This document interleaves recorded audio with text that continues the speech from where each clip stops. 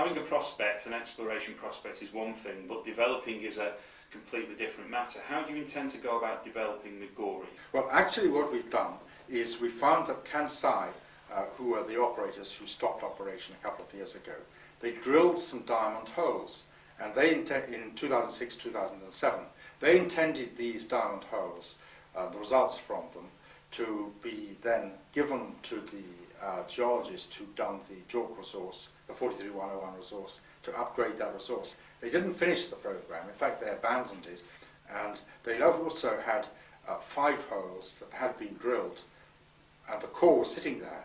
The samples hadn't even been taken and sent off to the labs. So that was the first thing that we did, and my colleague Kamini here did that, and we have sent that all off to the lab, and we were expecting in 7-14 days to get the results from those old holes, not drilled by us, but tested by us.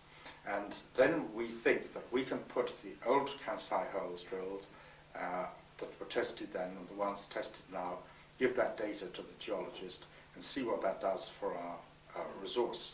And that's one exercise.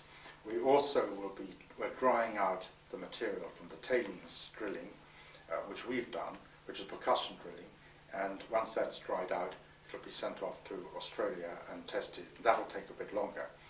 Then we have also had an RC rig that tested 1 or 2 targets. This is while we were doing the other work, because if you look here, I showed you just near the camp on this map at the western end of the license where the main exploration had been. If we go to the eastern license at the other end, there's this area, Carlos West, and we put in a couple of RC holes there and to intersect the Banded Iron Formation where there was some expression at surface. And then we also, in the middle here, at an area called Nawabisawa, there was a very interesting feature at the surface of the Banded Iron Formation, and we drilled to intersect that. Now, our model is that although the exploration here over the last 20 years had been, or Vista, for example, said we are looking for surface mineralization, medium grade, 500,000 ounces plus. That's all they were looking for. But in these greenstone belts with banded iron in them, particularly where the banded iron is in a shear zone, as a lot of this is, then that's a target for gold, both stratigraphic and chemical traps, if there's been subsequent flows of mineralized fluid through it. And the historic exploration here more or less followed the artisanal gold workings, of which there are a host all along the 60 kilometers, which is in the lode gold, which is the simple stuff. You know, that's free gold very largely. But in the banded iron formations, there isn't necessarily expression at the surface because it can be leached down to the water table and it can be difficult to get out. And so they haven't explored this at all. It's a valid exploration model, and how do we know that for this area? First of all, because in Tanzania, some of the largest discoveries, like Geita with 6 million ounces, have been associated with shear zones and banded iron formation.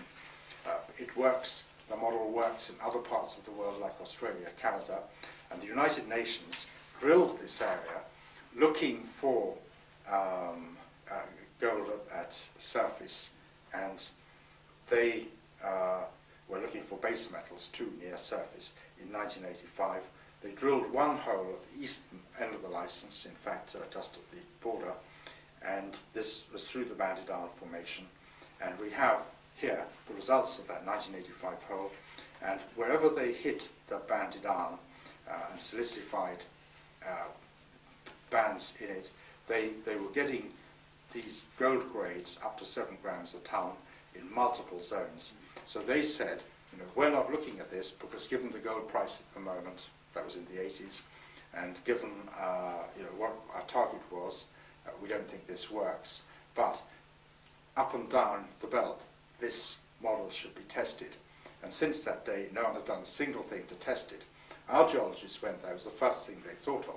We looked at it, we confirmed it, we found this intensely sheared, these banded iron formations in the shear zone containing pyrite and obviously leached and altered with quite different texture from the banded iron formation outside the shear zone. And so we have drilled 2 or 3 of the targets there, and we're quite interested in the results, because that area in the middle of the license, in the Wabi Sawa, we drilled a hole, and we can say already that we intersected 20 meters of a very sulfidic black ore, which was a little bit oily, and this, at the surface, we had promising material. This was obviously sort of below surface. We're sending that off for testing. It's a good target. We don't know, of course, whether it has gold in it, but this is a very interesting target. And that oiliness and that sulfidic texture is something that we're regarding as promising.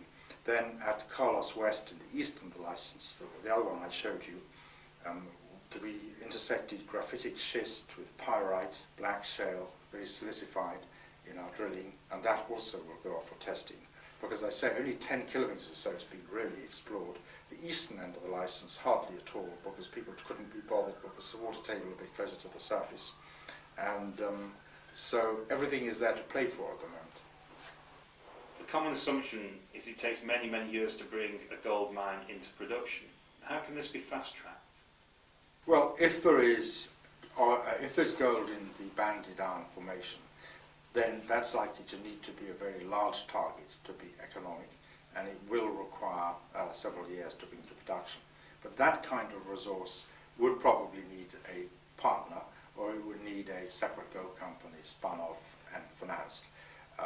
If the lode gold, which sort of runs parallel the line of all the artisanal workings, if the lode gold can build up to a reasonable target, we're at 1.1 million ounces already, if we can build that up to 2 million ounces or so, then we may have in the lode gold some easy targets of very easily treatable gold.